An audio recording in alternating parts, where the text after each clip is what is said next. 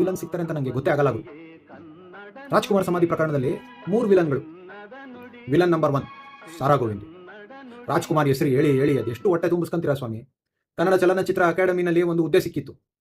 ಕನ್ನಡ ಚಿತ್ರರಂಗ ಸಮಸ್ಯೆಗಳಿಂದ ಸಾಯ್ತಾ ಇದೆ. ಯುವ ಬರಹಗಾರರಿಲ್ಲ, ನಿರ್ದೇಶಕರಿಲ್ಲ, ಏನೂ ಇಲ್ಲ. ಅವಾಗ ಏನು ಮಾಡಿದ್ರಿ ನೀವು? ಅಧಿಕಾರ ಇದ್ದಾಗ 0. ಮಗನಿಗೊಂದು ಸಿನಿಮಾ ಇರೋ ಚಾನ್ಸ್ ಕೊಡಿಸಿದ್ರೆ ಅದು ನನಗೆ ನೆನಪಿದೆ. ವಿಲನ್ ನಂಬರ್ 2 ದಟ್ಟ ದರಿದ್ರ ಕೆಟ್ಟ ನ್ಯೂಸ್ ಚಾನಲ್. ಕಾಂಟ್ರವರ್ಸಿಗೆ ಹುಟ್ಟಿದಿರಲ್ರು.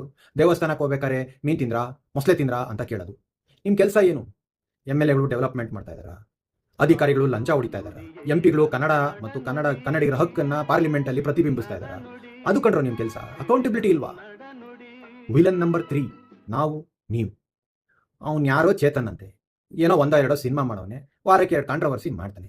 ಅವನೇನೋ ಹೇಳಿದಾನೆ, ಇಷ್ಟ ಆದರೆ ಲೈಕ್ ಓದ್ರಿ, ಇಲ್ಲ ಅಂದರೆ ಬಿಡಿ. ನಮಗೇನು ಕನ್ನಡಿಗರಿಗೇನು ಸಮಸ್ಯೆ ಕಮ್ಮಿ ಇದೆಯಾ? ಹಿಂದಿ ಹೇರಿಕೆ ಆಗ್ತಾಯಿದೆ, ಬ್ಯಾಂಕ್ಗಳಲ್ಲಿ ಕನ್ನಡ ಸೇವೆ ಸಿಗ್ತಾ ಇಲ್ಲ. ಹಿಂದಿ ಹುಡುಗರು ಮಾತ್ರ ಕಾಂಪಿಟೇಟಿವ್ ಎಕ್ಸಾಮ್ಸ್ನ ಹಿಂದಿನಲ್ಲಿ ಬರೀಬೋದಂತೆ, ನಮ್ಮ ಕನ್ನಡಿಗರಿಗೆ ಅವಕಾಶ ಇಲ್ವಂತೆ. ಇದ್ರ ಮೇಲೆ ಎನರ್ಜಿ ಖರ್ಚು ಮಾಡೋದು ಬಿಡು. ಹಳೆ ಪ್ರಕರಣ, ಯಾವನೋ ಒಬ್ಬ ಸಣ್ಣ ಆಕ್ಟರ್ ಏನೋ ಹೇಳ್ದ ಅಂತ ತಲೆ ಕೆಡ್ಸ್ಕೊಂತ ಇದ್ದಾರೆ. ಇರಲಿ, ಈ ಗೊಂದಲಗಳ ನಡುವೆಯೂ ಉದಯವಾಗಲಿ ನಮ್ಮ ಚೆಲುವ ಕನ್ನಡ ನಾಡು.